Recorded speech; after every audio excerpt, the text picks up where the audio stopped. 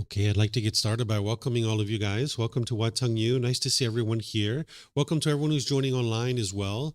Today is a group learning program day where on Wednesdays I come together with students to be able to help them to understand meditation and then helping them to be able to understand that as part of the path to enlightenment. This program is on Sundays and Wednesdays, and we actually just restarted this on Sunday where I started with an introduction to the program, helping students to be able to understand what the teachings of the Buddha are and what they are not, and then what the program is. Where typically what I do is on Sundays, I go chapter by chapter in this book, helping students to be able to understand the path to enlightenment, where this past Sunday, I just kind of help people to get started in the program.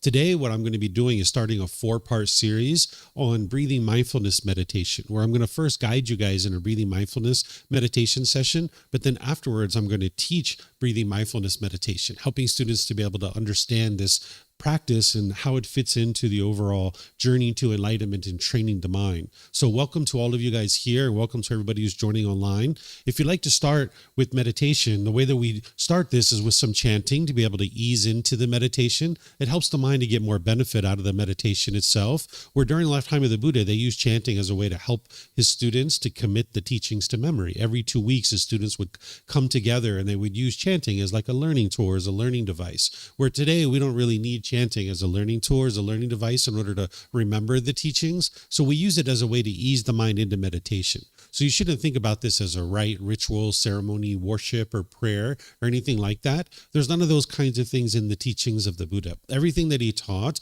is about training your mind to be able to get to this point where the mind's completely peaceful, calm, serene, and content with joy. This is what the enlightened mind is, that you no longer experience anger, sadness, frustration, irritation, annoyance, guilt, shame, fear, stress, anxiety, loneliness, boredom, shyness, resentment, jealousy. All of that can be eliminated from the mind by training the mind. So this chanting that we do at the beginning of the meditation is to be able to bring some awareness to the mind and awareness to the breath as you're easing into the meditation to help you get more benefit out of the meditation itself. So if you chant along, you'll see that benefit.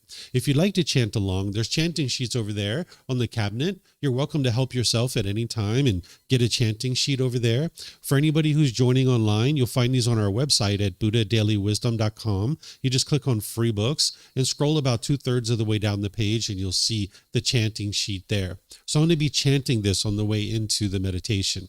If you end up getting one of those sheets, you're going to see appreciation, gratitude, and respect for the Buddha. A lot of it, actually. And because of that, I don't think the Buddha even created these chants. They were probably created by his students, either during his life or after his death. Because if you learn from a teacher how to move from anger, sadness, and frustration and all these other discontent feelings to the point where your mind's completely peaceful and joyful, and this is a permanent mental state, this teacher didn't want anything or expect anything from you, you might actually have a lot of appreciation, gratitude, and respect for the Buddha too, or that teacher, whoever it is that was helping you to be able to get to that point.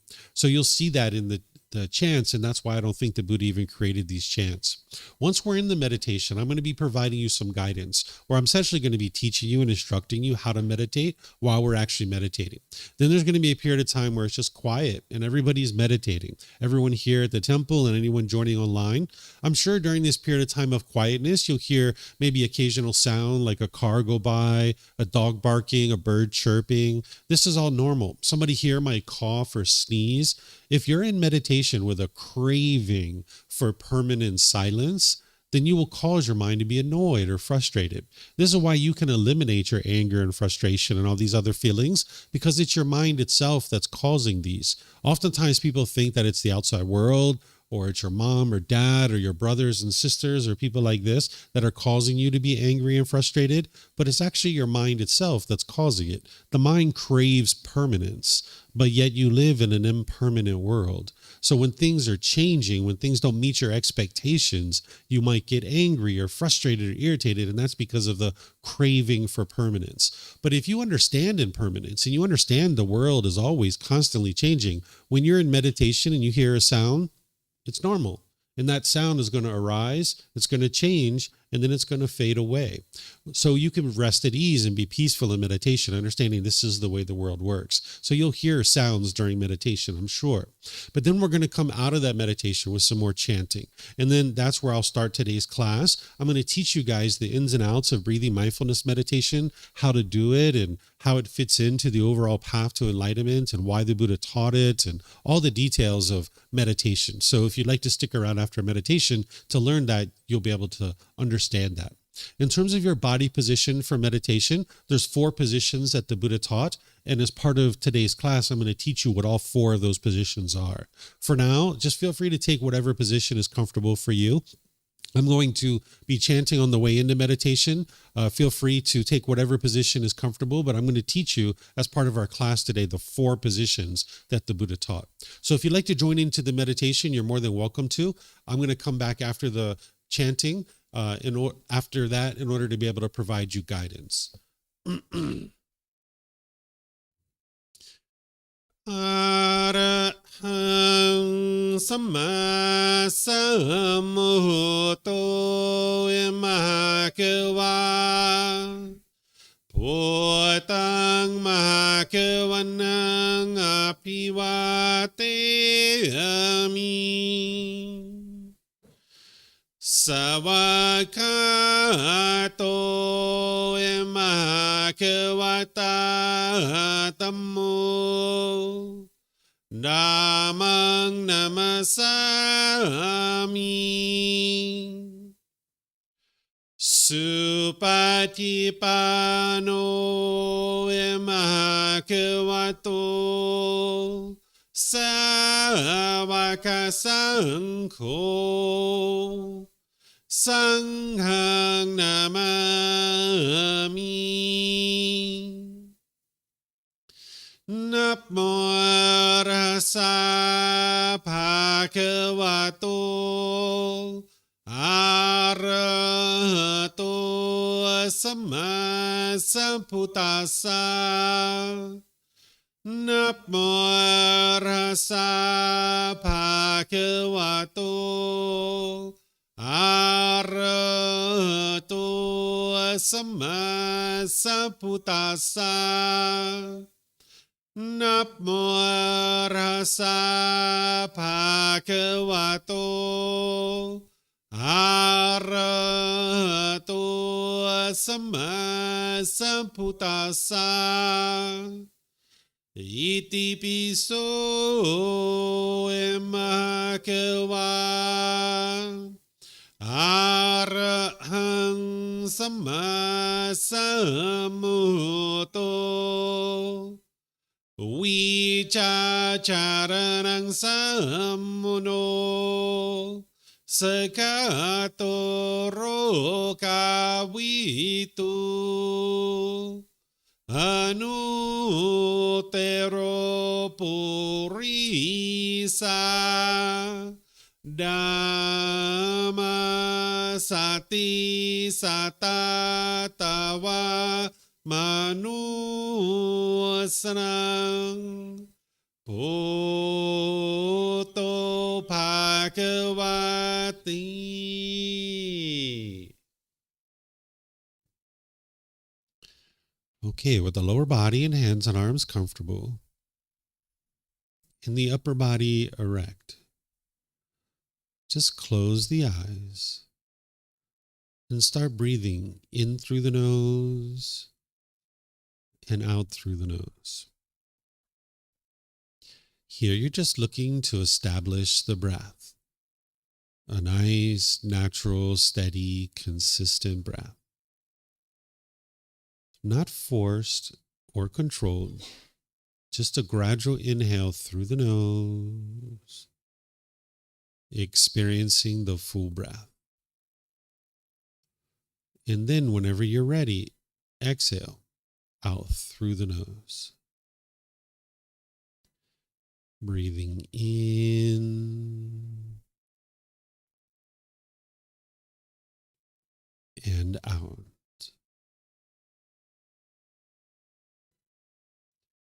Breathing in and out.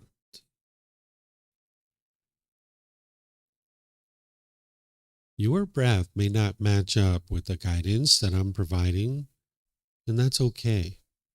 This is your practice. I'm just here for guidance.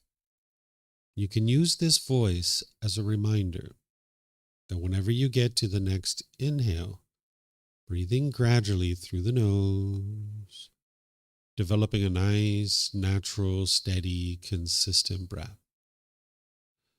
And then whenever you're ready, exhale out through the nose, experiencing the full breath. Breathing in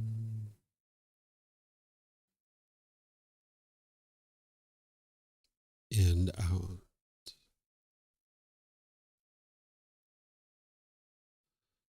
Breathing in and out.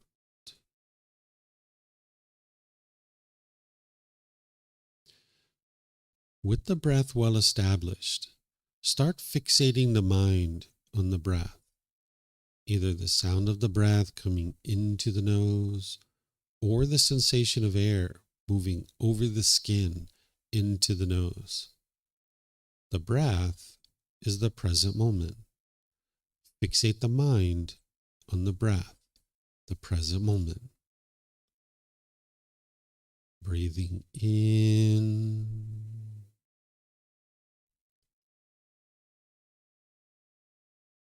and out.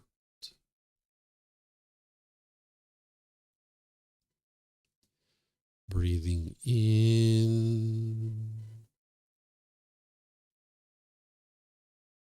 and out.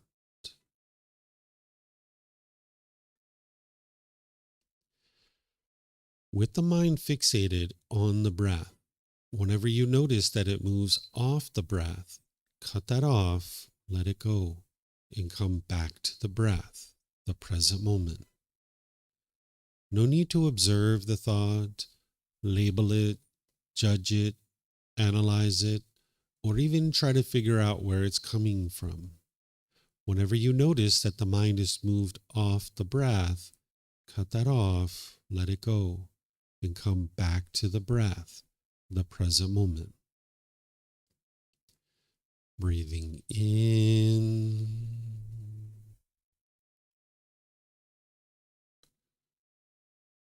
and out.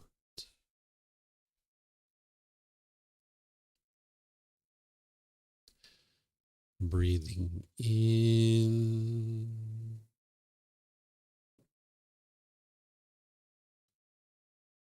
and out.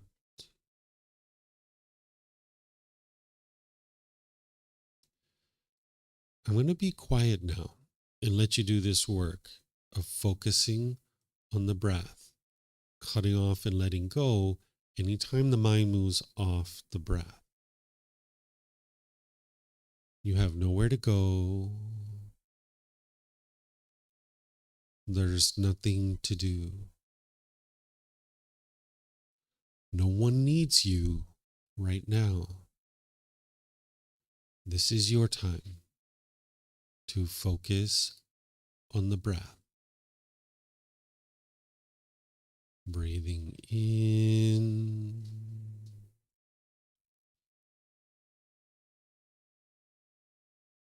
and out.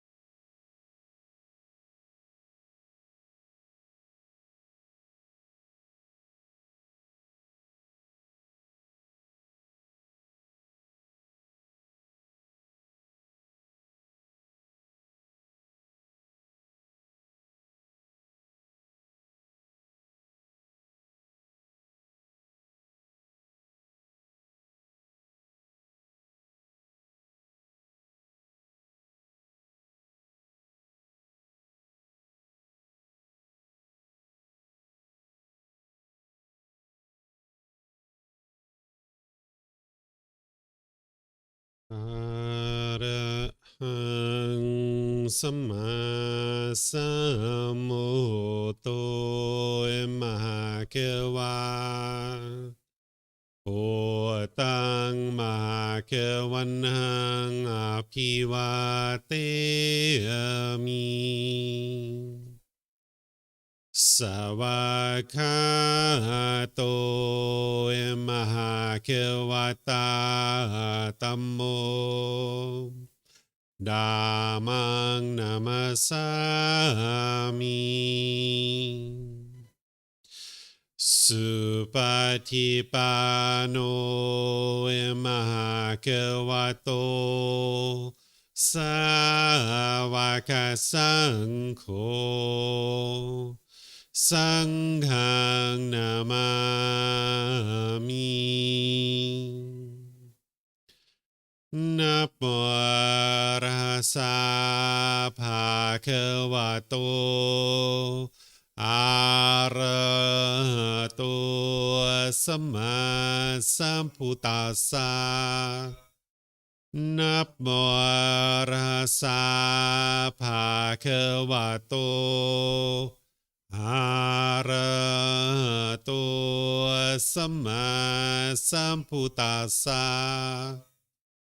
นะโมอะระหะสะภะคะวะโตอะระหะโตสัมมาสัมพุทธัสสะอิติปิโสเอมะหะคะวะอะระหังสัมมาสัมพุทโธวิชาจารณังสัมมุโนสกาโตโรกาวิตุอนุเตโรปุริสาดามาสติสัตตาตาวะมานุสนังโอโตภะคะวะติ Okay, if you guys would like to slowly make your way out of meditation. Once again, good morning to all of you guys. Nice to see everyone here. Welcome to everyone who's joining online as well. Today is the first day of a 4-part series that I'm doing in order to be able to help students to be able to understand breathing mindfulness meditation. This is an important part of any practice to be able to get to enlightenment. And without meditation, you wouldn't be able to actually get to enlightenment. But you also can't meditate your way to enlightenment either. You need much more than just meditation. So first, let's just talk about what enlightenment is for a moment. What enlightenment is a mental state where you've trained your mind to get to the point where it's completely peaceful, calm, serene, and content with joy. By the time you get to enlightenment, you will no longer experience any discontent feelings. It will be physically impossible for you to experience things like anger, sadness, frustration, irritation, annoyance, guilt, shame, fear, stress, anxiety, loneliness, boredom, shyness, resentment, jealousy. All of this can be eliminated from the mind by training of the mind. By the time you get to enlightenment, you'll see that your mind's focused. You'll have concentration, clarity, and deep memory. Your mind will be performing optimally. The Buddha figured out that there's these 10 individual pollutions that are in the mind, and when you uproot those pollutions and get them out of the mind will perform optimally. It'll have focus, concentration, clarity, and deep memory.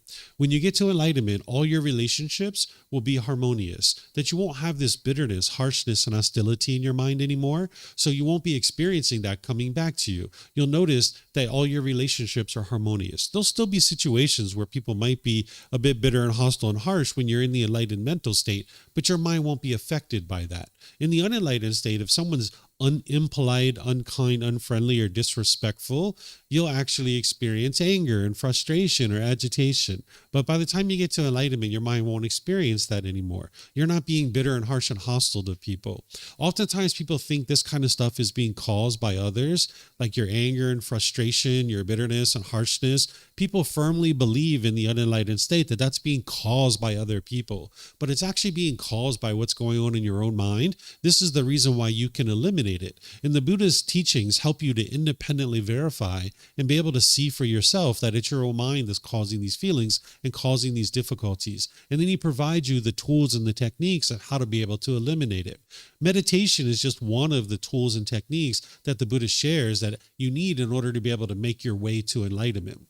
Oftentimes people think that the Buddha sat under a tree, that he meditated, and then instantly got to enlightenment. This isn't actually true. It took him 6 years to be able to train his mind to get to enlightenment. And while meditation was important for his practice, it wasn't the only thing that led to his enlightenment. But because it is very important and crucial to be able to develop a meditation practice, here at the beginning of the group learning program, I share a 4-part series with students, helping them to build up their meditation practice. So I'm going to be sharing some teachings with you guys that are going to help you to understand breathing mindfulness meditation, how it fits into your practice, and how it's going to help to lead you to the point where your mind's completely peaceful and joyful.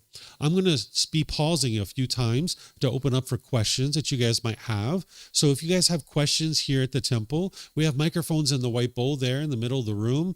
There's also some up here in the front. If you could just get a microphone, take it back to your seat, press the gray button, you'll see the lights come on. And if you hold this up to your chin, we'll be able to hear you here at the temple, and they'll be able to hear you online as well. If you speak here without a microphone, they won't be able to hear you online. And then you can keep these microphones with you because you might have more than one question, or someone around you might have a question, and you can just share it with them. And if you're not using it, if you could turn it off, that'll be helpful so we don't get feedback through the speakers. And for anybody who's online, you can put your questions into Facebook, YouTube, or Zoom in the comment section, and I'll be able to see that. Or in Zoom, you can electronically raise your hand, unmute your microphone, and ask any and all questions that you like. So to get us started, what I'm going to do is share some meditation basics with you guys, just helping you kind of get a foundation of understanding what it is that I'm sharing about meditation. And then we're going to go into some details, helping you to understand more specifically about how to start and conduct a meditation session, how it fits into the teachings of the Buddha, and what it's accomplishing for you within your own mind. So just some basics here, just starting out with the definition of what meditation is. Meditation is a technique to actively train the mind during dedicated, independent, purposeful training sessions where you're eliminating unwholesome qualities of the mind and you're cultivating wholesome qualities in the mind.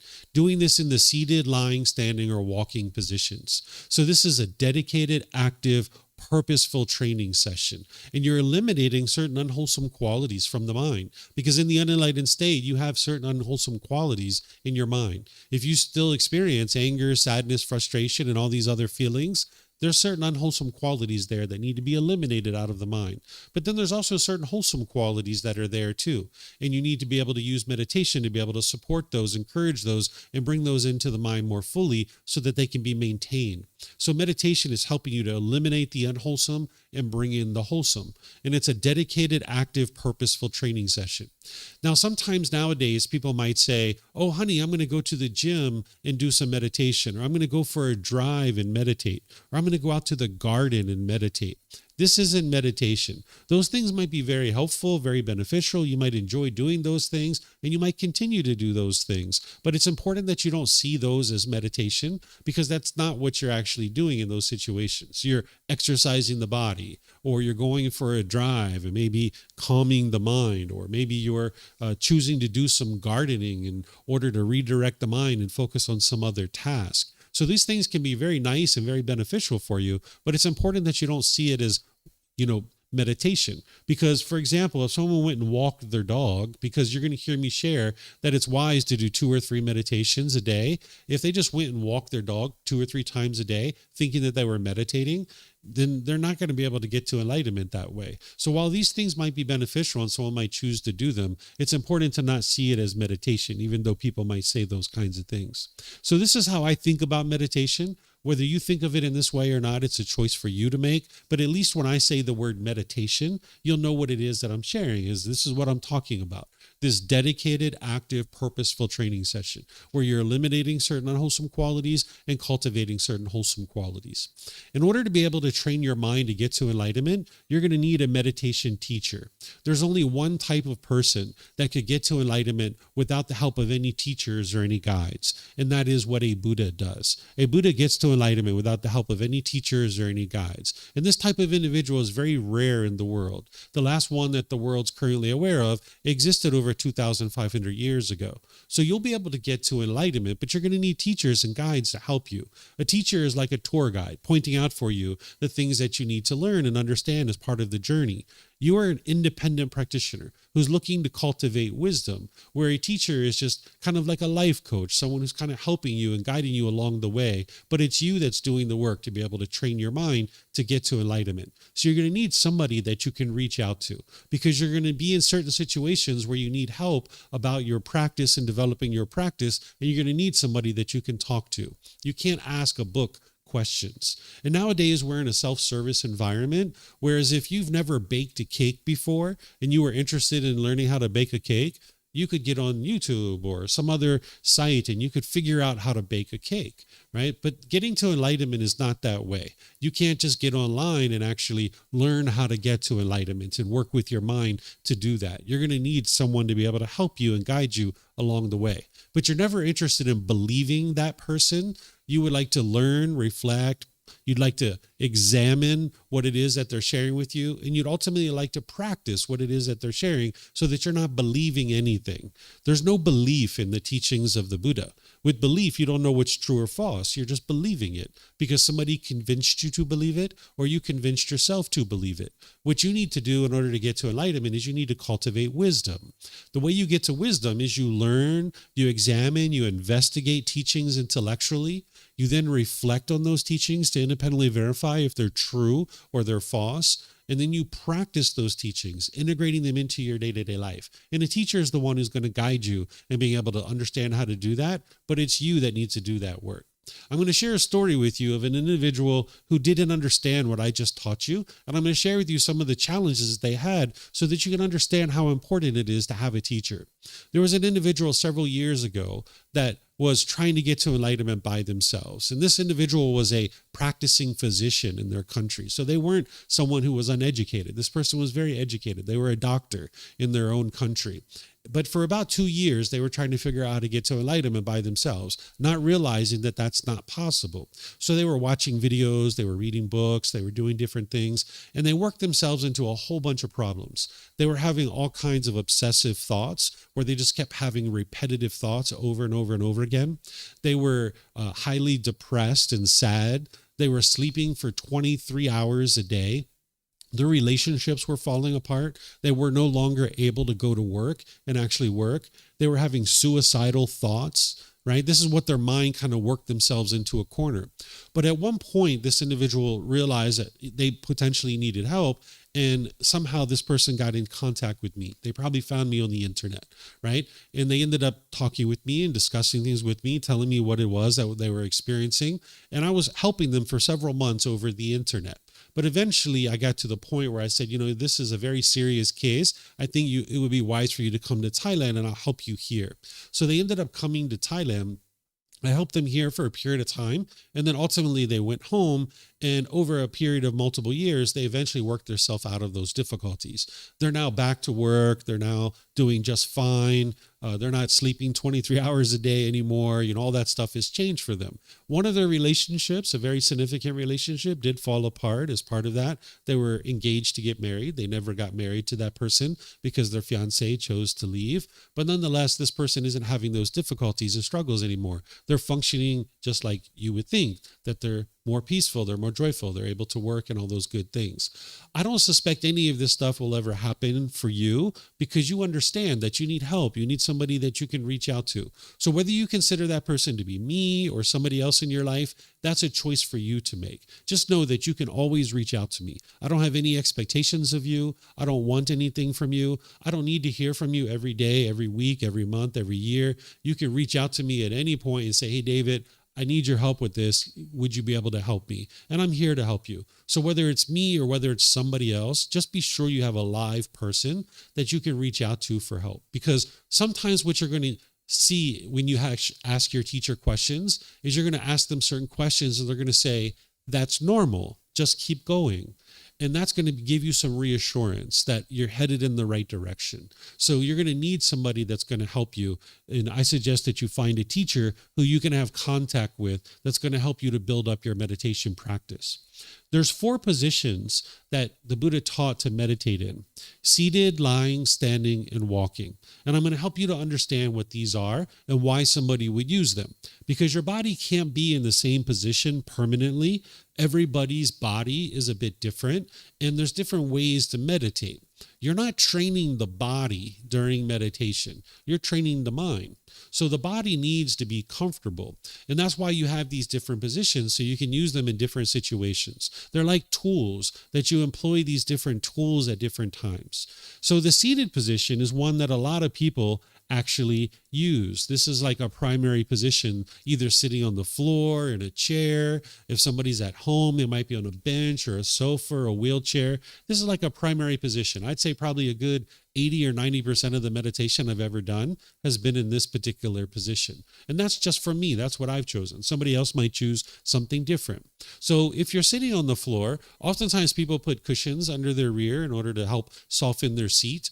And if you're going to bring your legs together in the cross-leg position, you like to do that lightly. Whereas if they're real tight, this can impede the circulation in the lower body. You would like your body to be comfortable, not painful and not luxurious, but in the middle where it's comfortable. Some people like to put their legs off the mat. This gets your hips up in the air, and it lessens the angle at the hips, the knees, and the ankles, again, allowing the circulation to flow. The Buddha put his right hand over his left with his thumbs together, and he put this into his lap. If this was comfortable for somebody, they could use it, but it's not about everybody doing it exactly the same way. There's other options here. Some people like to put their palms on their thighs or their knees. Some people put their palms up. Some people rest their hands comfortably in their lap. So you can put your hands and arms wherever you like. And the same thing's true for somebody who's in a chair or a bench or a sofa or a wheelchair. You can also sit however you like. Some people like to put their feet flat on the floor or lightly cross at the ankles, but you can see me sitting in a chair here with my legs crossed, so this is an option too. And then you can put your hands and arms wherever you like. It's helpful if the upper body is erect, with the sternum up and the shoulders back. It'll help keep the mind attentive and alert during the meditation. Because meditation, remember, is a dedicated, active, purposeful training session. You need your mind to be attentive and alert during the meditation. So having the sternum up and the shoulders back helps you to be able to do that. Whereas if you were slouched, the mind would have a tendency to be dull or lethargic. But if you were real rigid, the mind could be overactive or uptight.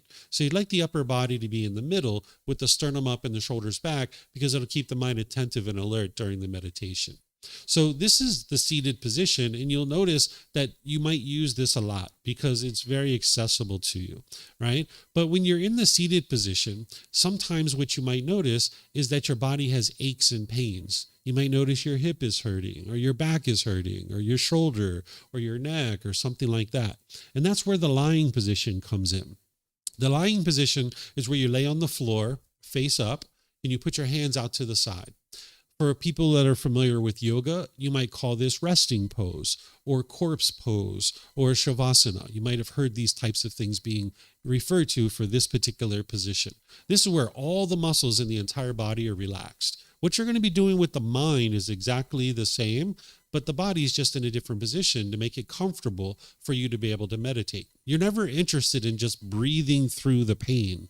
If you've heard people say that to you, that's very unwise. The Buddha taught that it's not physical pain that's going to lead to enlightenment. You need to be able to have loving kindness and compassion for all beings, including this being who you are. So if you're experiencing pain anywhere in the body, just change your position to a lying position, and now you'll be able to meditate just fine. But when you're in the seated and you're in the lying position, there's oftentimes a tendency to fall asleep. You might notice that, particularly after lunch or something like that. And if that's the case, you might decide to use a standing position. Standing or walking helps to invigorate the mind and keep you more awake. So if you're interested in continuing your meditation and you're noticing you're sleepy, then you can switch to one of these other positions. The standing position, you would stand up straight, put your feet at shoulder width, and then you would either clasp your hands in front of you at the wrist lightly, or you would put your arms along beside you or behind you. So you could use this as a way to invigorate the mind, but I've also used standing position in other situations. There have been times where I've been maybe at a bus stop waiting for a bus, and I know the bus isn't going to be there for 5, 10, 20 minutes, and there's nowhere to sit down, so I'll just stand there and do some meditation. It's not one of my primary meditations, but it's like a little touch-up. Or I've been in government lines before, where this government line only moves maybe every 15 or 20 minutes. And rather than just stand there and look at the ceiling, I would just do some meditation as like a little touch-up, right? So you can use it in those situations too. The walking meditation is something that I teach in various courses that I share, where it's very intentional walking. And I don't have the ability to teach that to you here today, but in other programs, I teach this. So this is really helpful if you have the tendency to fall asleep in your meditation, or if you have an overactive mind where the last thing you're thinking about is being still. Maybe you just have all this kind of hyped up energy in the mind and you would like to do some walking meditation where there's movement involved. This can really help you to calm the mind down. So you can learn that with me in other courses, or if you like to see the recordings that I've done on YouTube and other places, you can see those recordings and then you'll be able to understand how to do walking meditation. So do you guys have any questions on any of these basics here that I'm sharing with you guys? Anything you'd like to ask? No questions? Okay. I don't see any online either. Okay, so what I'll do then is I'm going to move into starting and conducting a meditation session, helping you to understand some details here. One of the first things to understand is that the mind is the boss, the body is the employee. What I mean by that is the body's just following along with whatever's going on in the mind. The mind is the boss. It's like the CPU of the computer. If the CPU is functioning well, the computer is functioning well. But if the CPU isn't functioning well, then that means that the monitor, the keyboard, the mouse, none of these things are functioning very well. So by training the mind, this is ultimately what's going to help you to experience an improved life. But in order to be able to get to the boss, you've got to go through the employee. You can't just walk into the boss's office. You got to go through the employees. So if the employees are painful, they're not going to take you to go see the boss. Or if they're too luxurious, they're not going to take you to go see the boss. You need the employees to be comfortable. So it'll take you to go see the boss. So if your body is painful, you're not going to be able to train your mind because all you're going to be experiencing is pain, pain, pain, pain. But also if it's too luxurious, it's going to be complacent and lackadaisical. And now it's not going to take you to go train the mind. It's not going to take you to the boss. So you would like the body to be comfortable in the middle. And now it'll actually take you to be able to go see the boss. And now you can train the mind. The Buddha, when he teaches meditation, he talks about setting up mindfulness in front of you.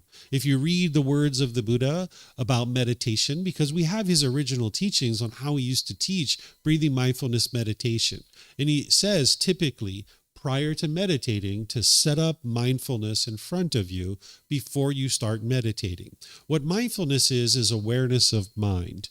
More specifically, it's the 4 foundations of mindfulness. But generally, it's just awareness of mind. What he's teaching you is to bring some awareness to your mind before you start meditating. In other words, don't just plop down into meditation and start meditating, because it'll be 5, 10, 15 minutes before you actually start experiencing benefits and results. Instead, whatever you're going to do, bring some general awareness to your mind, gather your thoughts before you actually start meditating. And this will help you to get more benefit out of the meditation. What I do in order to set up mindfulness in front of me before meditating is chanting. That's the whole reason why I do chanting, is it brings awareness to the mind and awareness to the breath, where in order to be able to chant, you need to have some awareness of mind. You can't just stumble through that. You need to be very intentional in the way that you're actually chanting. So it kind of exercises the mind a little bit and prepares it for the meditation itself so that you can start getting benefit right from the beginning. So that's why the Buddha teaches you to set up mindfulness in front of you before you start meditating. So you could use chanting if you like, but if you're not interested in chanting, nowadays you can get to enlightenment without actually chanting, where during the lifetime of the Buddha, you had to chant in order to get to enlightenment because that's how they remembered the teachings. They had no other way. But for us, we have books, audiobooks, videos, podcasts, things like this to be able to help us to remember the teachings. So that's why we don't have to chant in order to get to enlightenment. But during the lifetime of the Buddha, it was needed in order to be able to chant.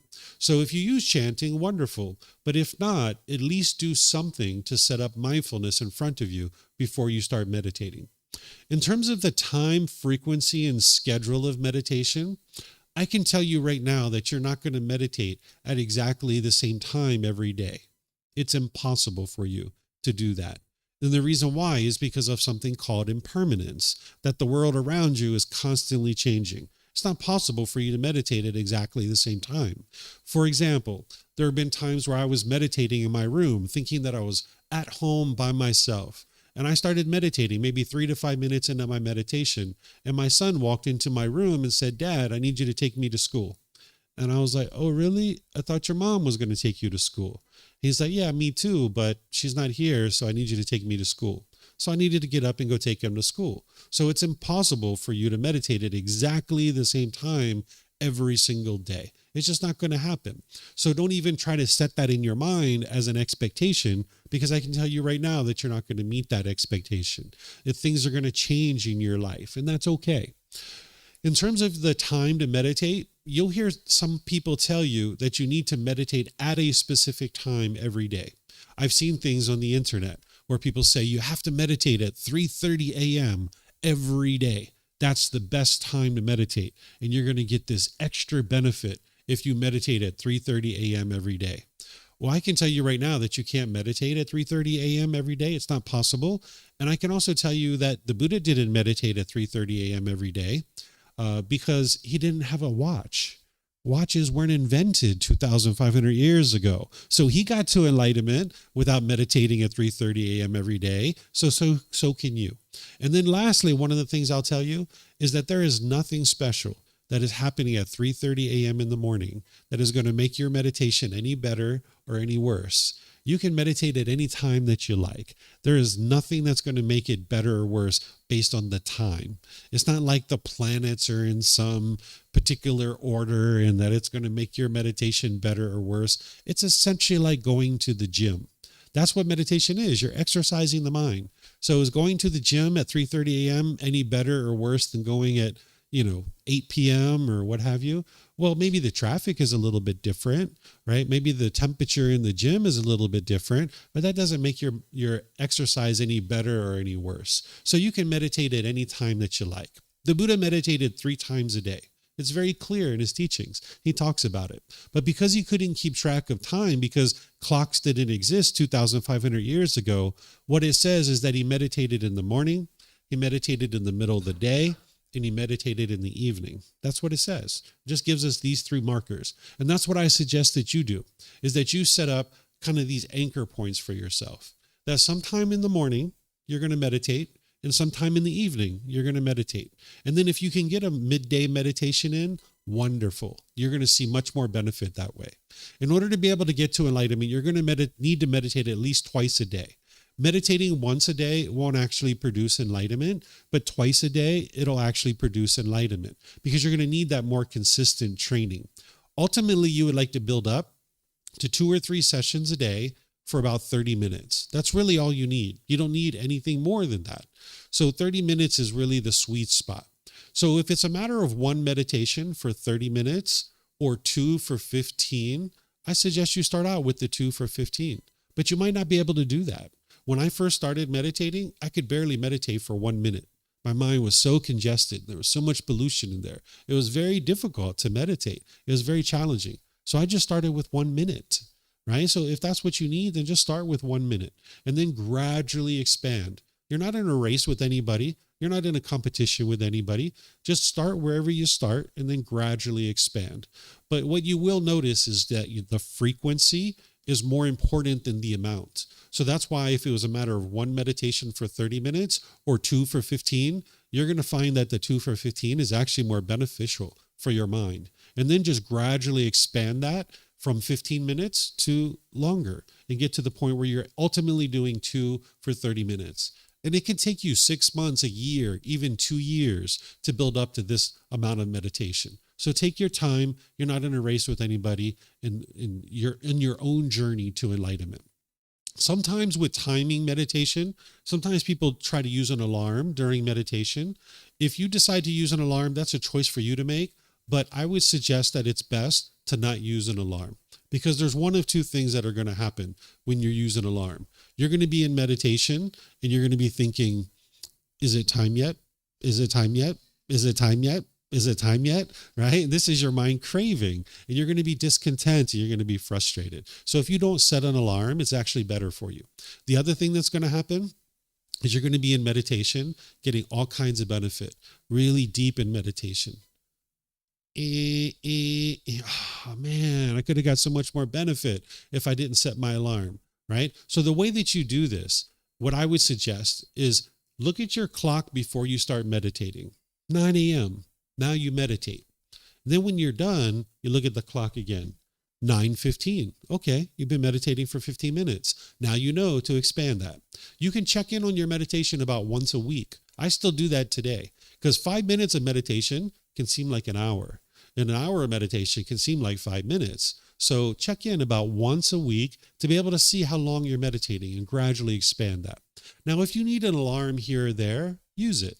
Right? Like if you're on your way to work and you only have 20 minutes to meditate, and if you meditated for anything longer than that, it would cause you difficulties at work with your boss or your coworkers or so forth, then use an alarm.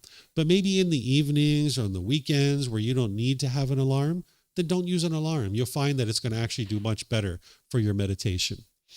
As I mentioned, you might notice sleepiness during your meditation. This is pretty common, particularly early on in your meditation practice. Your mind is kind of like a dry sponge. You haven't really been giving it what it's needed all these years. And now your mind is in a point where when you start giving it meditation, it's going to be like, thank you so much. And it'll finally start taking a rest. Even if you're getting 8 hours of sleep or so right now, you're probably not having very good quality sleep. So if you start training your mind like this, it's kind of like going to the gym. When you first start going to the gym for the first few months, your body's a bit tired and you haven't really been doing this exercise and the body's kind of getting used to this. Well, it's the same thing with the mind. If you haven't been training your mind, when you start training your mind, it's going to tend to be a bit sleepy. Not just during meditation, but even outside of meditation too. There's kind of like a 3-month, 6-month little hump to get over. And then once you get over that, then you'll notice that your mind is more invigorated, more active, more attentive. So if you're noticing sleepiness during meditation, you could switch positions, right? That's one thing you could do. You could switch to a standing position or a walking position. Those are options. But the other thing you could do, just get some sleep. Right? You're sleepy, the mind's tired, go to sleep, take a nap, 20 minutes, an hour later, you wake up, then meditate, right? So no harm in doing that. You might notice physical sensations during your meditation. What I mean by that is like itching and scratching, the little tingling on the body. If you're noticing those kinds of things, that's normal. If you can avoid scratching it, that's best because your mind might have this urge to scratch.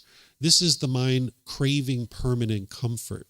But if you can overcome that and you can just understand that this little itch that your body has, it's not permanent. It's going to arise, it's going to change, and it's going to fade away. Don't allow the mind to crave permanent comfort. So where you see that your mind is doing that, try to avoid scratching. But if it gets to 5 seconds, 8 seconds, and you just have this strong urge to scratch, okay, go ahead and scratch. But next time, try to make it 10 seconds or 12 seconds or 15 seconds, and then gradually expand it to the point where you don't need to do that, where you can see that scratch, that itch, it arises, it changes, and then it fades away, and you're completely comfortable with that. So you're going to notice physical sensations, because if you start scratching this one, now there's going to be another one over here, and then there's going to be another one, and then there's going to be another one, and they're just going to continually go like that. So instead, just train your mind to be unaffected by it, continuing to focus on the breath. You might notice visual stimulation during your meditation. What I mean by this is some people see certain colors or certain images. I've gotten emails over the years. People will say, David, I saw green during my meditation. Does that mean I'm going to get rich? What does that mean? Or they'll say, I saw the color purple. Does that mean my boyfriend or girlfriend's going to come back to me? Right? So people want to know, what does this mean? So I'm going to explain to you guys what it means. It doesn't mean any of that stuff. That's not what that means. There's something actually really helpful that's going on here, and the reason why all this is occurring. Sight occurs inside the brain. Your eye is just a lens that brings in light, but the sight is occurring inside the brain. So this is why when your eyes are closed, you can actually still see things. What you're doing here is you're training the mind. There's something called the brain, which is the physical organ, but then this non-physical entity, the mind, it's completely separate from the brain. These aren't the same things. So you're training the mind. But the brain and the mind are actually connected. They influence each other. So when you're training the mind, there's actually an effect to the brain. The physical structures of the brain are actually changing. Scientists and researchers and doctors are able to measure this nowadays, where during the lifetime of the Buddha, they couldn't measure this. But now we have CAT scans, we have MRIs, we have other devices. They can actually measure these kinds of things. And they can see that the physical structures of the brain are changing when you're training your mind.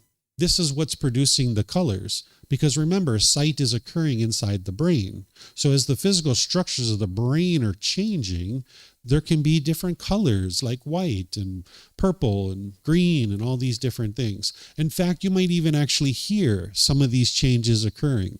There were times where I was in meditation and I could actually hear it. I used to walk around with a lot of pressure in my skull. I used to get migraine headaches, sometimes 3 to 5 times a week. And I would even get them so bad that I would vomit sometimes. And as I was training my mind and meditating, I could hear it inside the skull. It was like, and you could even feel the pressure releasing inside the skull. And it actually felt good. It was such a relief. So you might actually have these kinds of things happen. So it's normal. You're not a special person. You're not a special type of person. Your boyfriend or girlfriend's not coming back to you, right? Or maybe you don't want them to come back to you, right? So it's not any of that stuff. It's just the physical structures of the brain changing. And then lastly, you might have been taught to meditate with external stimulus. What I mean by this is some people have been taught to meditate with beads or music or a special candle or incense or a phone app or something like this. If that's what you're currently doing now, okay, that's where you're at now. But I would encourage you to go beyond that, where you're not interested in allowing your mind to be hooked onto those things. If you can only meditate with those things, that means your mind's attached to it. There's only 3 things that you actually need to meditate, and you'll have these 3 things with you at all times. The body, the mind, and the breath. Those are the only 3 things that you ever need to meditate. The body, the mind, and the breath. And the beauty about developing a practice like that is that no matter where you are, you can meditate anytime, anywhere. But if your mind is attached to beads or candles or phone apps or things like this, you can't meditate anywhere, anytime. You'll be out in a park somewhere and it'll be a beautiful day. You'll be walking around a lake and the birds are chirping, the butterflies are flying, the sun is glistening off the lake, and you'll be like, oh my gosh, I'd really like to sit down and do some meditation. And then you're like, oh, I don't have my favorite candle with me. I can't meditate. Ugh. Right? You'll be frustrated because you're attached to that candle. Or you'll be on a 3-day mountain trekking tour in the remote jungle of Chiang Mai out in the mountains. And you'll be like, man, this is awesome. We're going to camp here in this remote campsite. Oh, this is beautiful.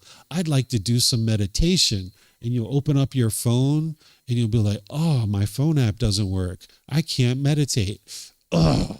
You'll be frustrated, right? So instead, don't allow your mind to do that. Let go of all that stuff. Get to the point where you only need those 3 things to meditate: the body, the mind, and the breath. Because now if you're in that park and you like to meditate, you got your body, your mind, and your breath. You can sit down and meditate. Or if you like to meditate in the jungle, go for it. You've got the body, the mind, and the breath. You're able to meditate, right? So if you're currently meditating, say with like music or something like this, I encourage you to slowly walk the mind away from that. The way that you do that is, let's just say you're used to meditating with music. Well, if you try to do an abrupt change to your meditation practice, your mind doesn't typically like this because it craves permanence. It's holding on to things and wanting things to be permanent, where instead you'd like to be able to make these little gradual incremental changes to the point where your mind doesn't even realize what you're doing. So if you did 1 session with music and 1 session without it, 1 session with it, 1 session without it, 1 session with it, 1 session without it, if you did that for like a week or so, your mind probably won't even really notice it. And then once you get comfortable with that, then you do 1 session with it, 2 or 3 without. 1 session with it, 2 or 3 without. And do that for like a week or so. And now 1 session with it, 3, 4, 5, 6 without it. 1 session with it, 2, 3, 4, 5, 6 without it, right? And now you gradually walk your mind away from it, where eventually you'll be like, I don't need the music anymore. So you can do this with anything in your life that is unwholesome. Like, let's just say that you smoke cigarettes right now and you'd like to get away from cigarettes. And let's just say you smoke 20 cigarettes per day. What I would suggest you do is go down to 18 for like a week or so. Allow your body and your mind to adjust to that. And then go down to 15 for like a week or so. Allow your body and mind to adjust to that. And now go down to 12, right? And just slowly increment it like this over a consistent long-term period. Because if you try to go cold turkey and you just, boom, try to get rid of those cigarettes, it's going to be really hard for the body and the mind because it's so abrupt. The mind doesn't like change. It doesn't like when you change things like this. So if you just do it slowly but surely, this will be really helpful for you. You can also do this with wholesome things too. Like say you're interested in switching to a plant-based food supply. Well, you can't just snap your fingers and start eating vegetables every single meal. So what you might decide to do is one meal with meat, one meal with plants, one meal with meat, or one day with meat, one day with plants, because you're going to need new suppliers, new restaurants, new recipes. You're going to need to find all these things in order to be able to build up your practice if you would like to move to a plant-based food supply, for example. So if there's anything wholesome that you would like to bring into your life, just gradually increment it up. And if there's anything unwholesome, just gradually increment it down. And this is going to be a more sustainable change, and your mind will really appreciate it. So do you guys have any questions on starting and conducting a meditation session? Yes, sir. If you could get a microphone behind you, that'd be great.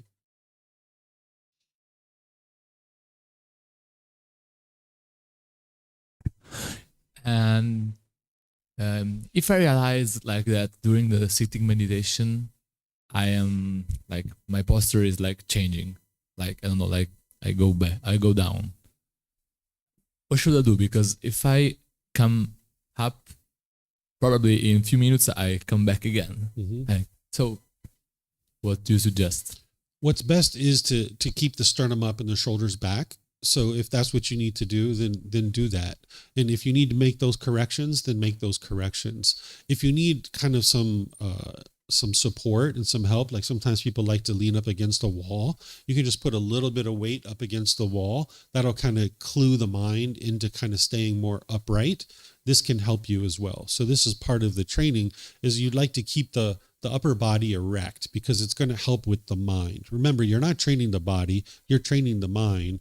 But if you're noticing that you constantly or keep slouching like that, and your mind is not active and attentive in your meditation, then the way to do that is to train the body to stay upright. So you can use like a support, like a wall or something like this, and then just keep correcting it. And eventually the body will learn to just stay in that position. Yeah, you're welcome. David, I want to ask if you have get enlightenment, or how many time it take, or how did it change your life? Sure. So an enlightened being isn't going to say that they are enlightened, because that would be ego and arrogance and being boastful, and they've already eliminated their ego. So an enlightened being isn't going to say they're enlightened. They're also not going to say they're not enlightened, because that would be a lie, right? So instead, in my opinion, what an enlightened being would do is they would be more interested in helping you to understand what enlightenment is. So if you're interested to understand what enlightenment is, I will help you to be able to understand what that is. So as teacher, an individual who's enlightened, they're not going to answer that question directly. But one of the ways that you can ask this sort of question to be able to figure out for yourself, there's multiple questions you can ask, but one of the key questions you can ask somebody is, do you still experience anger, or do you experience frustration, or boredom, or loneliness, or stress, or anxiety? Because if they still experience those things, then their mind's not enlightened. But if they no longer experience those things, then that's how you know that this person is potentially enlightened. And the only reason why you would be interested in asking someone that kind of question is if you were interested in studying with them. An average person, like your boss or your coworker, the goal of this practice isn't to go around and determine whether somebody else is or isn't enlightened. But if you're going to dedicate some time to learn somebody's teachings, you would like to know that they're either enlightened or very close to it, because they would never be able to guide you to enlightenment if they weren't either enlightened or very close to it. So I can answer those kinds of questions. Like if somebody asked me, like, do you still experience anger and frustration? I would answer those for you. Getting to enlightenment, if that's what you end up deciding to do and you get to enlightenment, it'll be the best thing you've ever did in your entire life. It's going to take a consistent amount of training, and everybody's a little bit different. It's not 1 week, it's not 1 month, it's not 1 year. It's a multiple year journey that you're working towards, but it'll be a complete transformation of your mind in your life. where you will essentially be like upgrading your operating system, like a computer. Like the unenlightened mind is like running a very old archaic software. It's like unenlightened 1.0. Right? And what you're doing is you're doing these incremental upgrades of your operating system and getting to a point where you're operating on enlightened 9.0. And once you get up and running on that new operating system, life is wonderful. You don't have problems anymore. You don't have difficulties and struggles. You're experiencing peace and joy. You're sleeping wonderfully each night. You're having great night's sleep. You're never grumpy. You're never irritable. It's physically impossible for you to even experience a bad mood, right? So it's a complete transformation to your life in the way that this mind is operating. And people in the world don't even realize that this is possible. Sometimes when I describe what enlightenment is, people are like, no way. The mind can't do that. You know, we're human beings. We're going to experience anger and frustration. In fact, right now, if you get onto Google and you ask Google, do enlightened beings still experience anger? Google will say yes. But this is actually untrue, right? Google obviously doesn't know everything. ChatGPT doesn't know everything. It's not possible. But oftentimes people trust these systems as if they are speaking the truth 100% of the time. But it's not possible for those systems to understand everything about the world. So getting to enlightenment will be the very best thing that you ever experience. But how long it takes each person is going to be different because the amount of time that you dedicate to it is going to be different. But it'll be the best thing that you ever experienced in your entire life, that all your relationships will be harmonious. You'll be living the ideal life, the life that you've always envisioned for yourself to be living. You'll be living that type of life. But that doesn't mean everything's going your way, right? You're still going to experience certain impermanence, but your mind won't be shaken up by those things. You're welcome. Okay, so now what I'm going to do is share with you guys some words of the Buddha here about the 4 types of meditations that he taught. Because oftentimes people, when they're in a Buddhist temple or things like this, they don't actually study with the original words of the Buddha. That sounds kind of odd. Like, how could you ever say that you were practicing the teachings of the Buddha if you don't study his original words? So one of the things that I do is I share the original words of the Buddha with you guys, because that's what's actually going to lead to your enlightenment. If you just believe what somebody says and what somebody's talking about, and you don't investigate for yourself, you're not going to actually know what did the Buddha teach and what he didn't teach. Because right now, there's a whole countless number of meditations in the world that people are actually teaching and people are talking about. And many times people say that these meditations come from the Buddha. But the Buddha only ever taught 4 meditations. Those are the only 4 that he ever taught. Anything that you see out there that isn't one of these 4, the Buddha never taught it. And oftentimes those meditations are taking your mind in the opposite direction of enlightenment, because the individual's mind isn't being cultivated and developed in the way that the Buddha taught. So there's only 4 meditations that you would ever really truly need to know. And there's 2 primary meditations that you would actually would like to focus on when you're first getting started. So here's the words of the Buddha where you can see for yourself what he's teaching about introducing these 4 meditations. It's just where he's introducing them. There's other places where he actually teaches them. So he was teaching his students before this about some other things. And then he got to this point. And he says, having based himself on these 5 things, meaning the 5 things he was talking about previously, the monk should develop further another 4 things. The perception of unattractiveness of the body should be developed to abandon lust.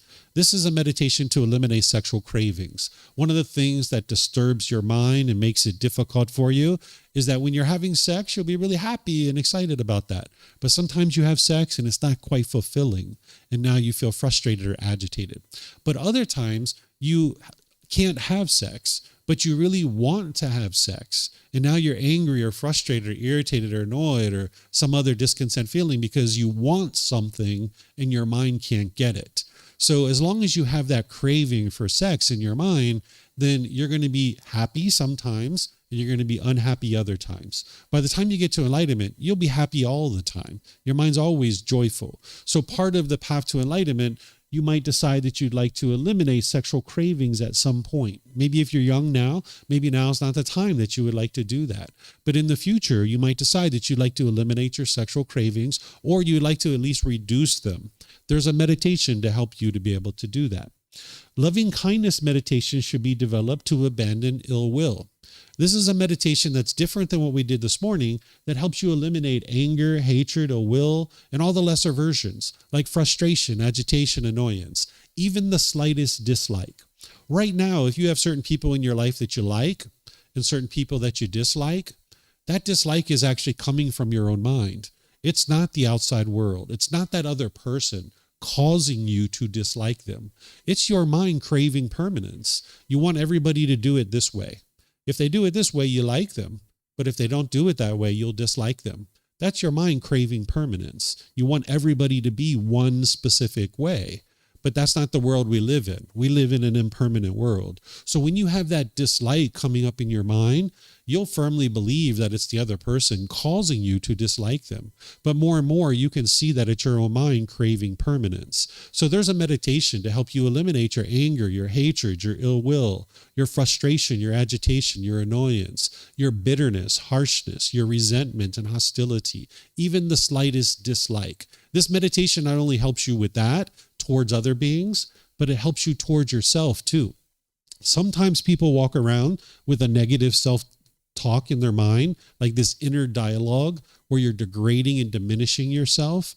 There's a meditation to help you to eliminate that. You don't need to walk around constantly degrading and diminishing yourself. So the opposite of anger and hatred is loving kindness. This is the genuine interest in seeing all beings be well. So there's a meditation to help you cultivate that in your mind. And now you can go out into the world and be loving and kind through your intention, speech, and actions. You're going to need the meditation, but it's not the meditation alone that's going to transform this. You need that as part of your training, but there's other parts of the training that's going to help you get rid of your anger as well. You wouldn't be able to meditate your way to the end of anger, but it is an important component, so that's why the Buddha taught it. Then what we're talking about and what we just did, the Buddha says, mindfulness of breathing mindfulness meditation should be developed to cut off thoughts, right? So you're cutting off thoughts, you're cutting off thoughts, you're cutting off thoughts. Your goal here isn't to eliminate your thoughts. We're going to talk about that here in a moment. But instead, what you're doing is you're building this internal mechanism in the mind to be able to cut off and let go, cut off and let go. Because this is what's actually causing you to be angry and frustrated, that your mind's holding on. You're wanting things to be a certain way. You're craving permanence. And you can only be happy if you get things your way. And if you don't get things your way, the mind is angry or frustrated. So what you need to be able to do is train your mind to let go. So you're building this internal mechanism in your mind to be able to let go. So this meditation helps you to do that, along with other things as well. And then he says, the perception of impermanence should be developed to eradicate the conceit, I am. When one perceives impermanence, the perception of non-self is stabilized. One who perceives non-self eradicates the conceit, I am, which is nibbana, enlightenment, in this very life. So this is a meditation to help you do what's called realizing non-self. This is a different teaching that I haven't shared in this program yet. I'm going to be sharing it on Sunday. So I'm not going to go into this in a lot of detail, but this is a meditation that helps you to get to the point where your mind is no longer clinging to your body or clinging to your mind, wanting to be perceived by others in a certain way.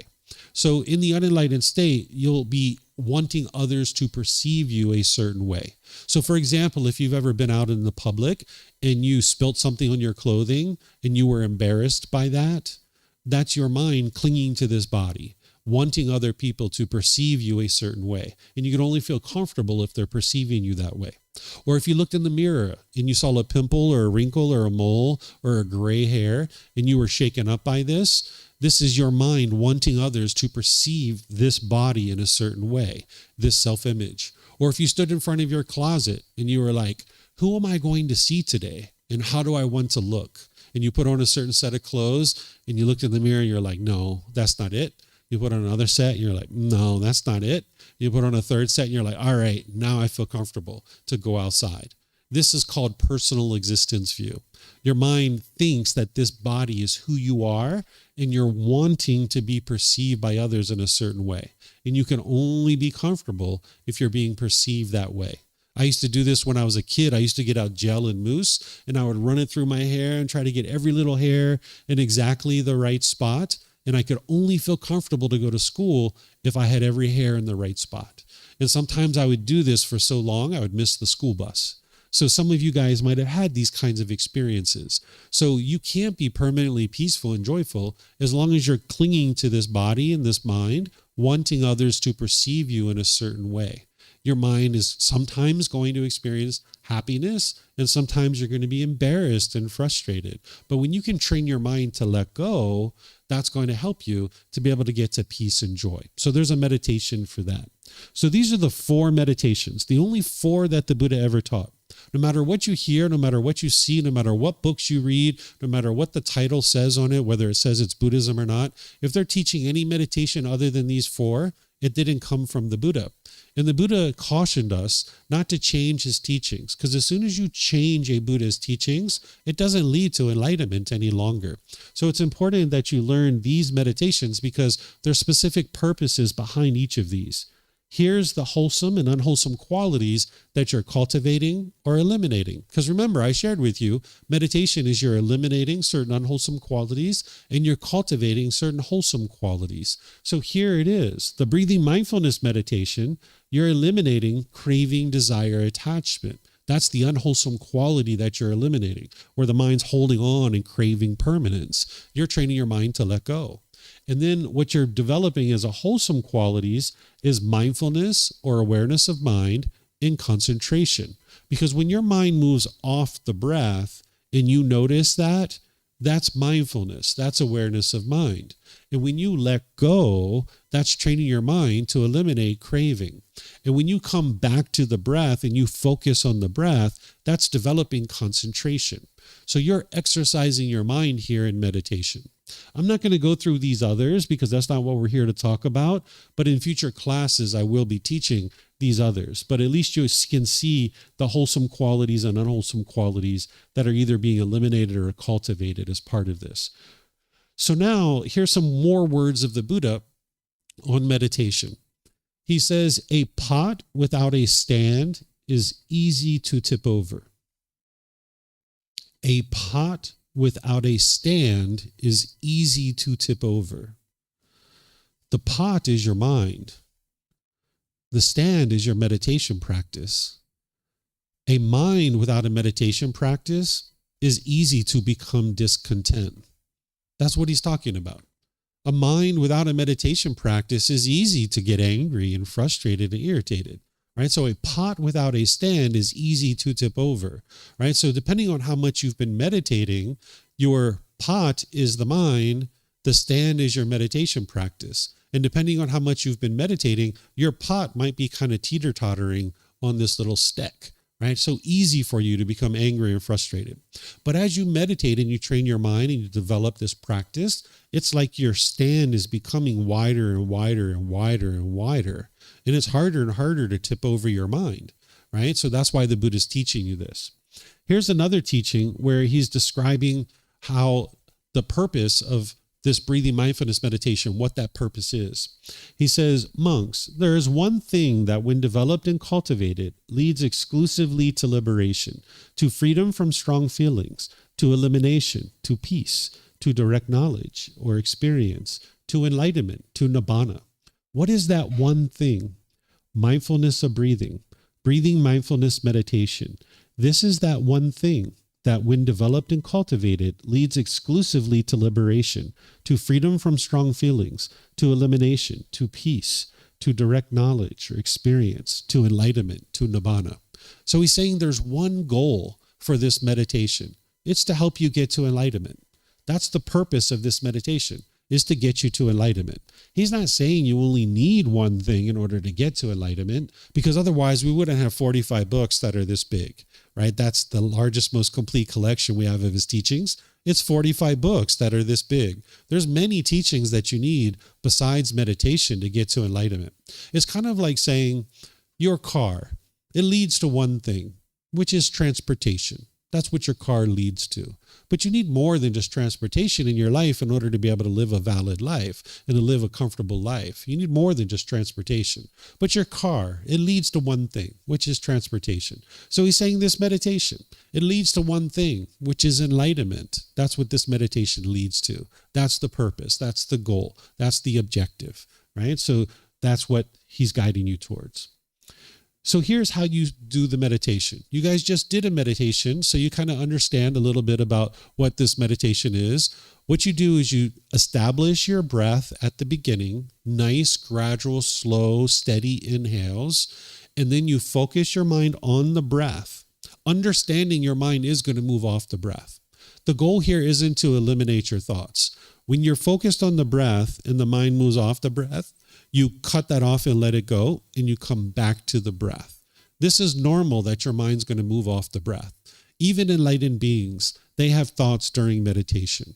Your goal here isn't to eliminate your thoughts. Your goal here is to notice them sooner and sooner and cut them off and let them go easier and easier.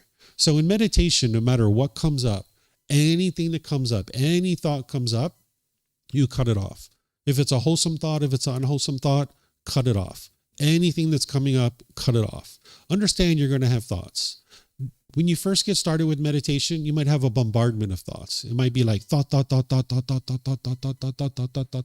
That's normal. Or you might have a thought and you follow it, you look at it, you play with it, you indulge in it, and the next thing you know, you're like, oh yeah, that's right, I'm meditating. And now you bring your mind back to the breath, right? So if you have these kinds of things, it's normal. But notice your thoughts sooner and sooner and cut them off and let them go easier and easier. An enlightened being, they still have thoughts during meditation, but they have quietness and stillness between their thoughts. So they'll have a thought, they'll notice it right away, they'll cut it off right away, they'll bring their mind back to the breath right away, but then there's this quietness for about 30 seconds, maybe upwards of a minute. There's this stillness and quietness in the mind. And then they're going to have another thought, right? So in meditation, you're cutting off anything and everything that's coming up. But in your day-to-day life, you only cut off the unwholesome thoughts. If you have a thought to call your mom and you like to take her out to breakfast or check in on her and see how she's doing, there's no harm in that. Call up mom. Hey mom, how you doing? What are you doing tomorrow? Would you like to go to breakfast? Right? You can do those types of things. So in your day-to-day life, if you have wholesome thoughts, you don't need to cut those off. If it comes up in meditation, cut it off, right? But in your day-to-day life, you only cut off the unwholesome thoughts. So if you're thinking about punching your boss in the face, cut that off. It's going to produce unwholesome results for you, right? So in your day-to-day life, you're practicing to cut off only the unwholesome thoughts. And as you see those, you would like to get better and better at cutting those off. And eventually, when you'll get your mind to the point where it's fully transformed, you won't have those unwholesome thoughts. They won't come up in your mind because you've cut them off so many times. It's kind of like a wild bush. You'll cut it back and cut it back and cut it back and cut it back and cut it back and cut it back. And then eventually you uproot it out of the mind and you'll no longer have those unwholesome thoughts. One of the ways to think about this is it's like a professional athlete. If I was a pole vaulter and that was my sport, I might go into the gym and my training looks completely different than my sport. Weight training, cardiovascular training, agility training, that looks completely different than the actual sport. So the same thing is true, that you're training your mind with meditation, you're cutting off everything and anything that's coming up, but in your day-to-day life, you're only cutting off the unwholesome thoughts. That's how you would like to do this. Understanding you will have thoughts. All the time, you're going to have thoughts. Even as an enlightened being, you will have thoughts. But the difference is that you'll have quieted mind, and you'll notice that the mind is becoming more still and more quieted. And that's what you're ultimately working toward. So the goal is to notice your thoughts sooner and sooner and cut them off and let them go easier and easier. So any questions here on this particular topic of what I've been sharing so far? Yes, sir.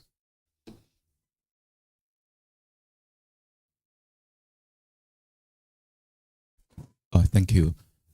During my meditation, I can feel the connection, men and non-human. For example, the temple, even the dog in the yard. So why can I feel in the situation? I'm sorry, I didn't understand 100%. Why can I feel the encounter my body with the out environmental? Why can I not encounter? Yes. I'm not clear on what you're meaning. Encounter means the connection, my body and the environmental. I'm sorry, I'm not understanding your question. I can get the connection or encounter my body with the environmental during my meditation, and why I can obtain the feeling of this. Why you can't obtain the feeling of your body in the environment? Yes. That's not the goal of meditation, to experience your body. That's not the goal. The goal is, for this particular meditation, is to focus on the breath. And anytime the mind moves off the breath, you cut that off and come back to the breath. Your goal isn't to have any particular experience with the body. That's not what this meditation's for. So if you're looking out for those kinds of things, that's just your mind having that activity, that mental activity. You'd like to let all that go. Just focus on the breath. If your mind's trying to like figure out, is the body doing this? Is the body doing that? And you're having all these erroneous thoughts, as long as the body's comfortable, that's all you need. But if your mind's trying to figure out, like, is the body experiencing this? Is the body experiencing that? That's just your mind having random thoughts. Just keep coming back to the breath. Don't allow your mind to keep going down that rabbit hole. Instead, just have control over your mind to be able to bring it back to the breath. Maybe I can't focus my body. Animate my thoughts, maybe. The goal isn't to focus on the body during meditation. I'm not sure if you've learned this somewhere else, because sometimes there's places that teach you to focus on the body as part of your meditation. That's not what the Buddha taught. The Buddha taught you to focus on your breath and cut off and let go. That's why I showed you guys his words over here, so that you could see that he's teaching you to cut off thoughts. He's not teaching you to have thoughts. That's what people are doing with the body scanning and all that other stuff that they're doing. They're producing thoughts in their mind. That's not what the Buddha's taught you. That's not what he's teaching you. He's teaching you to build this internal mechanism in your mind to be able to cut off and let go. Because think about when you broke up with that boyfriend or girlfriend. When you guys first broke up, you were frustrated, you were angry, you were lonely or bored or missing this person. That's because your mind was holding on. But if you can let go, that's where your peace and joy comes in. Or say you're checking in at an airport and you're noticing anger and frustration arising. If you can cut that off and let it go, you preserved your mind, right? So you're building this internal mechanism in your mind to be able to cut off and let go. That's why the Buddha is teaching you that. You're not suppressing your feelings or repressing your feelings. You're cutting it off even before it becomes a feeling. So by doing the meditation like this, where you're cutting off everything and anything, you're building that internal mechanism to be able to cut off and let go, cut off and let go, cut off and let go. So that way in your day-to-day life, you'll have those qualities. These qualities that I showed you here, this mindfulness and concentration, those are those wholesome qualities that you're practicing all throughout your day. So now what you do is you use your mindfulness to watch over the mind, and wherever you see anger and frustration coming up, you cut it off and let it go. So the meditation is building those qualities so that then in your day-to-day life, you can be practicing that. So in meditation, you're not looking for any particular experience with the body. That's just allowing your mind to have erroneous thoughts, but instead you're trying to build that internal mechanism of cutting off and cutting off and cutting off. So you'll hear all kinds of people teaching you all kinds of different techniques. And that's why I started out saying that you're going to see those things. That's not what the Buddha taught. And oftentimes those things are taking your mind in the opposite direction of enlightenment. But people will tell you that these things came from the Buddha, but you will never find anywhere that the Buddha taught any kind of body scanning or producing any kind of thought during your meditation or anything like that. So he taught you to cut off and let go, because you've got to build that internal mechanism in the mind. I get it. Thank you. You're welcome. Okay. I don't see any other questions. So I'll just end class here with this. These are, again, the words of the Buddha. He says, meditate, monks. Do not be complacent, lest you regret it later. This is my instruction to you, right? So the Buddha is sharing with you that it would be wise for you to meditate, and it would be unwise to allow your mind to be complacent. Because if you think back to when we were children and we were first learning how to clean the body, we didn't want to clean the body, right? We were like, no, mom and dad, I'm playing, right? I'm watching TV. I'm searching on my phone. I don't have time to take a shower. right? I'm busy, right? We didn't want to go take a shower. We didn't want to take a bath. We didn't have time for that stuff, right? We were complacent, right? Well, the same thing happens when you start learning how to clean your mind, right? Because cleaning your mind, if you haven't learned how to do that yet, you're not really addressing all the needs that this particular being has. If you're only cleaning the body and you're not cleaning the mind, well, of course you get angry. Of course you get stressed and anxiety and all these other feelings because you're not cleaning the mind, right? If you didn't clean this body for several days, weeks, months, or years, you would be very uncomfortable walking around in this body. Well, if you're not cleaning the mind, of course you're walking around feeling uncomfortable because you never learned how to clean the mind. So the Buddha is giving you some guidance here where he's saying, don't be complacent, because that's what the unenlightened mind tends to do. If it's between searching social media or doing some meditation early on in your practice, you'll probably go with the social media, or you'll go with the YouTube videos, or you'll go with something else. But what you need to be able to do is scale that stuff back to create some space for yourself. Remember, 2 or 3 times a day for 30 minutes is really all you need. And even that can sound like a lot to some people, depending on what you've got going on in your life. But if you're looking at social media for 5, 6, 7, 8 hours a day, you can probably scale that stuff back, and you can actually spend more time doing things like meditation, right? Because those things would actually be more beneficial for you. So it doesn't mean that you completely get rid of your devices and all those other things. You can still do those things, but just prioritize your life to the point where you're doing things that are beneficial for you, like meditation. And you'll find that if you do that, it's going to really help you. And you'll find that if you don't do that, you're going to regret it later, right? My son came into my room one time at like 11 p.m. at night. This is when he was really little. He said, Dad, I can't get to sleep. I said, oh, really? What's happening? He said, they showed a scary movie at school today, and I can't get those thoughts out of my mind. And I said, have you been meditating? He said, no, I haven't been. And I was like, just like the Buddha said, if you're complacent, you're going to regret it later. And now you're regretting having not meditated because your mind can't let go. Your mind is still holding on to those thoughts, right? So you'll regret it later when you have that anxiety, when you have that frustration, when you have that agitation. This is the only thing that you'll ever get from the Buddha, where he's kind of like, okay, go do something, go meditate. He never tries to guilt, shame, or fear you into doing anything, but he's just making you aware that if you're complacent with your meditation, you are going to regret it later. So I encourage you to not be complacent. Remember, I recommended 2 or 3 sessions per day. If you do the math on this, in 1 month, you're going to be doing about 60 meditations a month. So if you did 2 meditations a day, that's about 60 meditations a month. Well, if you get 52, 53, 54, you're still making your way to enlightenment. Don't be discouraged by that. Don't put expectations on yourself. You're still making your way to enlightenment. You'll get to enlightenment. Just keep growing, keep learning, keep building up your practice, right? Some days some months you're going to get 54. Some months you might get 65. Other months you might get 52. Other months you might get 75 meditations. This is the impermanent nature of the world. Your enlightenment isn't going to be determined based on whether you miss meditation today. That's not what's going to determine whether you get to enlightenment.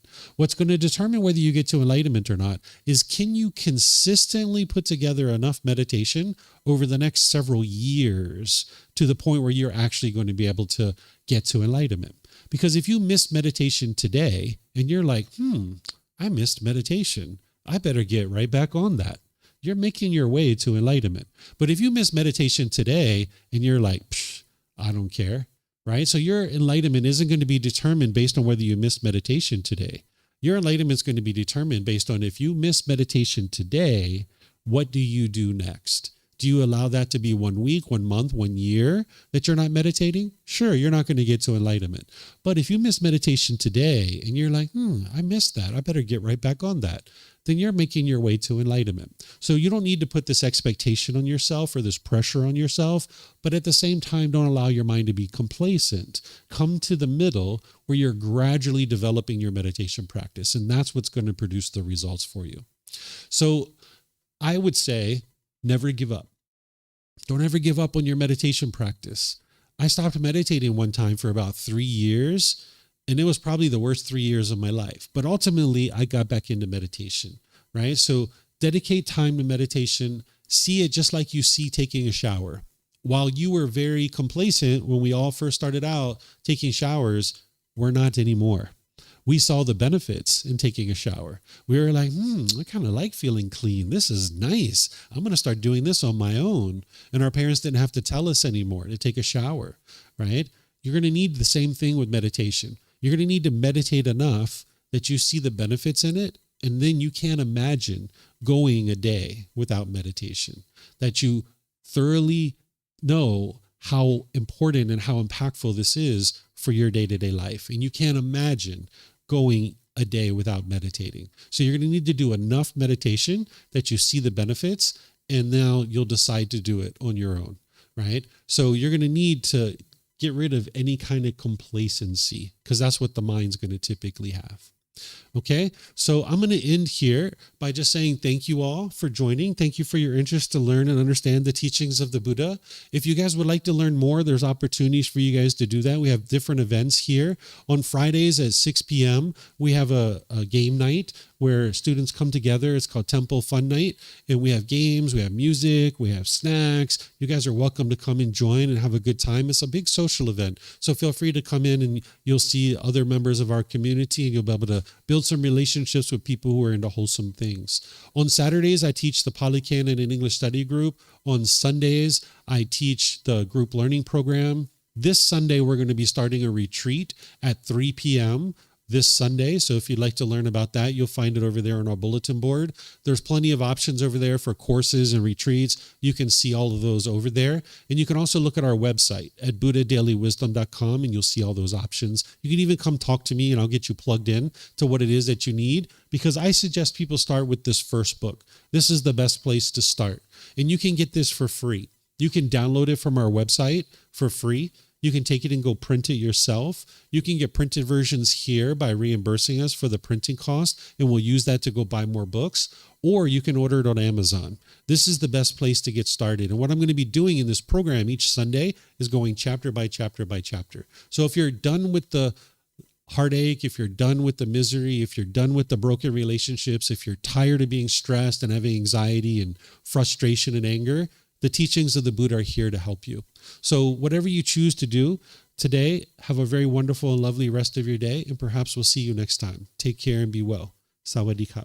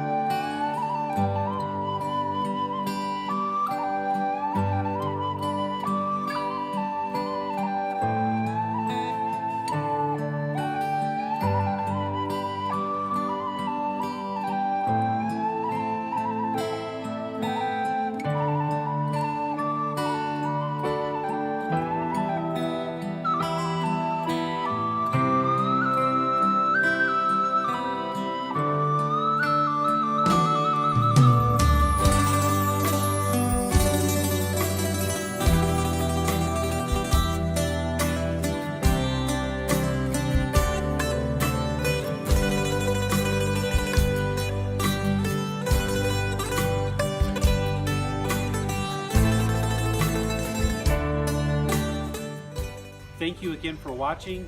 Enjoy your meditation. Look forward to seeing you online and answering any questions that you might have. Thank you so much.